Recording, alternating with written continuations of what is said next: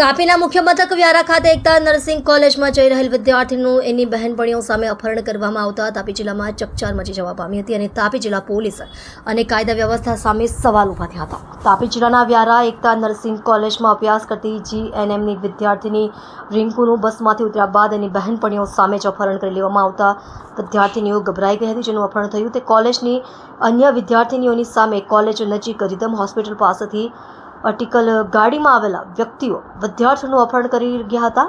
GJ57676 નામની આર્ટિકલમાં અપહરણ કરતા ગાડી મંડળ ટોલ નાકા પ્લાઝા સોનગઢ તરફ હંકારી ગયા હોવાનું ઘટના આંખે જોનાર વિદ્યાર્થીનીઓએ જણાવ્યું હતું. નોંધવું રહ્યું કે GNM પ્રથમ વર્ષમાં એકતા નર્સિંગ કોલેજમાં અભ્યાસ કરતી રિંકુ બેન મનુભાઈ ગામિત નામની છોકરીનું અપહરણ થયું હતું. આ ઘટનાને લઈને કોલેજમાં ભણતી અન્ય વિદ્યાર્થીનીઓમાં ભયનો માહોલ જોવા મળ્યો હતો. ત્યારે એની સાથેની વિદ્યાર્થીનીઓ દ્વારા કાકરાપાર પોલીસને ટેલિફોનિક જાણ કરવામાં આવતા પોલીસે આગળની કાર્યવાહી હાથ ધરી. ધોળે દહાડે કોલેજમાં જતી વિદ્યાર્થીનીનું તાપી જિલ્લામાં અપહરણ થતાં કાયદો અને વ્યવસ્થા સામે સવાલો ઊભા થયા હતા. ત્યારે અન્ય સવાલો એ પણ ઊભા થયા હતા કે અપહરણ થયું છે કે વિદ્યાર્થીની પોતાની ઈચ્છાથી કોઈક સાથે સંબંધ રાખતી હતી અને એની સાથે અપહરણનો તરકટ રચીને જ જતી રહી હતી કે પછી પરિવારને ડરાવવા માટે આ કિમિયો રચ્યો હતો.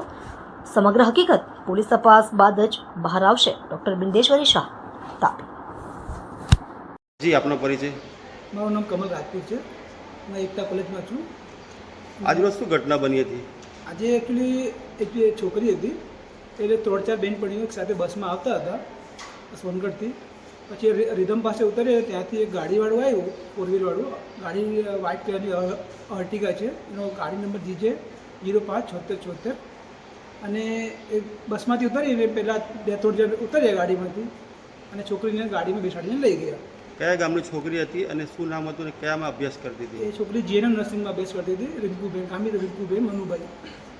અને એ છોકરી ઉતરીને એને લઈ ગયા ને પછી અમે પોલીસમાં ફોન કરી દીધું. એટલે પોલીસની તપાસ ચાલુ છે અને ઘરે બી ઇન્ફોર્મ કરી દીધું. એના ભાઈ લોકો આવ્યા અને એ લોકોને જાણ કરી દીધી છે. આના પાછળ શું હોઈ શકે કે તમને ખબર છે? હવે એ તો બધી કંઈ ખબર નથી. હવે એના ફેમિલીને ઇન્ફોર્મ થયેલું છે તો એ લોકો હવે કરતા છે. જી, ધન્યવાદ. જી, આપનો પરિચય? મારું નામ ચૌધરી સ્નેહા રાકેશ છે. હું વેકુર આવું છું. આજ રોજ જે ઘટના બની હતી તે વિશે આપ શું જાણો છો? અમે જેમ બસમાંથી ઉતર્યા તો પાછળ આર્ટિકાવાળા ગાડીવાળા આવતા હતા. તેમાં અમે ઉતર્યા અને પેલી ગાડી છોકરી બી અમારા જોડે જ હતી. તે ઉતરી અને તેમને ઉપાડી લઈને જતા રહી. છોકરીનું નામ શું છે? ગામિત રિંકુ. અર્ટિગા ગાડીનો નંબર આપને ખબર છે? હા. જ્યારે આ ઉપર કયો નંબર છે ગાડી નંબર? GJ057676. જ્યારે ઉપાડી લઈ ગયા પછી આપ શું કાર્યવાહી કરી? કોને ફોન કર્યો, કોને કીધું? અમે જેમ તેને ઉપાડી લઈ ગયા પછી અમે તરત 100 નંબર પર ઇન્ફોર્મ કર્યું. ત્યાર પછી આપને શું કહેવામાં આવ્યું? ત્યાર પછી અમે જે માહિતી માંગી તે અમે આપી હતી. જી, ધન્યવાદ. જી, આપનું નામ? મારું નામ અપેક્ષાબેન અનિલભાઈ ગામિત છે. આજ રોજ જે છોકરી જે જતી રહી હતી તે વિશે આપ શું જાણો છો અને શું થયું હતું એ જગ્યાએ? અમે બસમાંથી ઉતર્યા હતા, તરત જ તે બસની પાછળ તે ગાડી ઊભી હતી અને અમે જેવા બસમાંથી ઉતર્યા તે ભાઈ આવીને તે છોકરીને ઉપાડીને જતા રહ્યા. કઈ ગાડી નંબર હતો?